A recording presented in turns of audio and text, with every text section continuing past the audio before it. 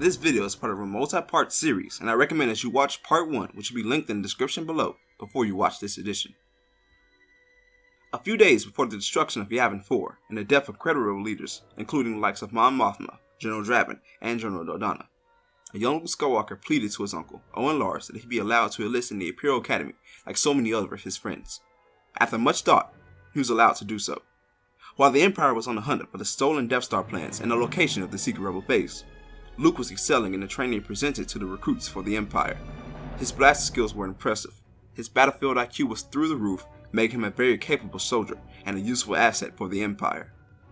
A year after the destruction of VIII, Luke Skywalker would graduate from the Academy and be deployed in numerous locations across the galaxy for the Empire. His persistence led to a large amount of victories against the now dwindling Rebel Alliance. The name of Skywalker rang throughout the ranks of the Empire until the apprentice to the Emperor himself heard it, Darth Vader. It was a name he hadn't heard in years. Vader immediately called for the young troopers to be brought to his Super Star Destroyer for questioning, for which Luke had no idea why. Luke was escorted to the bridge of the Super Star Destroyer by the Imperial Guard, and looked around wondering why Vader wanted to see him. He had never seen Vader before, never experienced the chill of the Dark Lord standing in the same room as him. He was left alone for a second, as he stared out the window of the Star Destroyer that overlooked the planet of Coruscant. Suddenly, the door behind him opened, and the iconic breathing of Vader echoed throughout the bridge. His steps grew louder as he walked towards Luke. He spoke.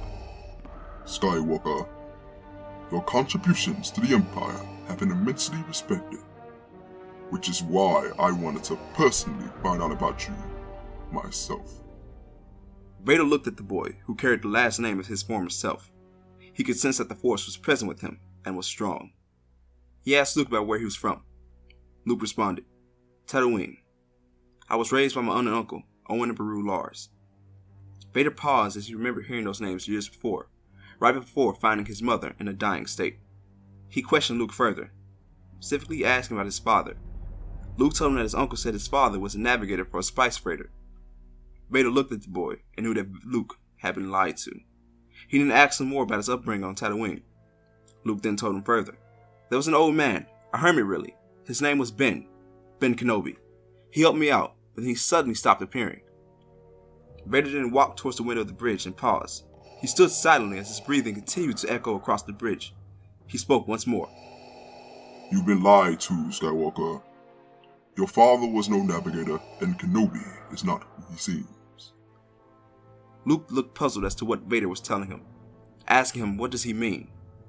Vader told Luke the truth, that in fact he was his father.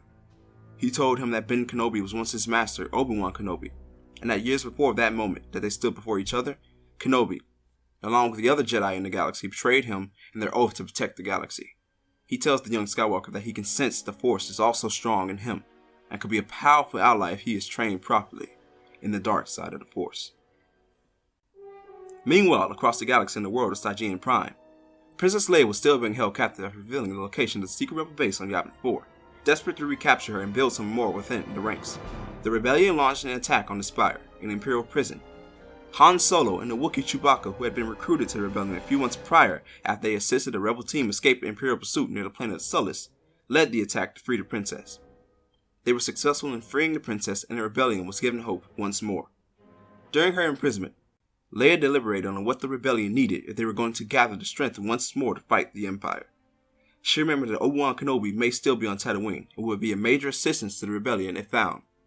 When she was escorted back to the rebel base on the planet of Hoth, she informed the troops what their next move would be. "We need to find more Jedi to assist us. I know where one is right now," stated Leia. "I'll need a squad to accompany me to Tatooine immediately." Back on Vader's Super Star Destroyer, the Dark Lord had informed his son of the truth, and now a new mission began. "Obi-Wan must pay for what he has done, my son. Our first mission is to hunt him down and kill him," said a now extremely focused Vader.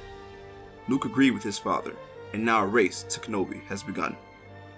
This is part 2 of the What If Luke Joined the Imperial Academy series, and I'm glad that those who have watched it have enjoyed it so far. If you haven't seen part 1, there'll be a link to the description and below, and be sure to leave a like and share this video if you enjoyed it. Also, stay tuned because part 3 of the series will be uploaded soon.